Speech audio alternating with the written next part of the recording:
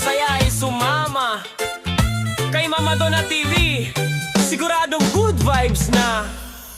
Mula sa Bulacan, may kwelang bida si Mama Donna TV. Plantita ng bansa, halaman dito, halaman doon. Bawat tanim niya'y malalago at kay ganda. Sa kanyang garden, presko at maliwanag.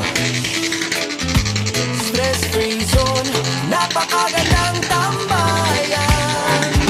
Mahilig din siyang magluto sa kusina, astig lutong Pinoy o international. Laging masarap, amoy pa lang nakakagutom na. Si Mama Donna siguradong bida.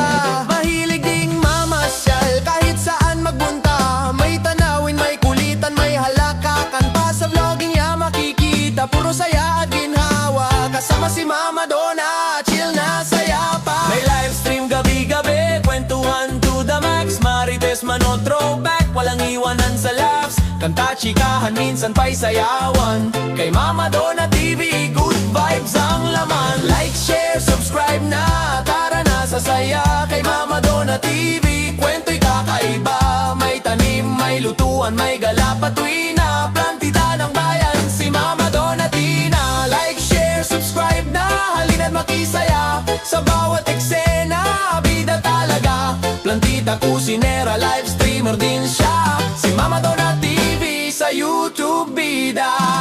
Halina't makiplantita, makitawa, makiligaya. Kasama si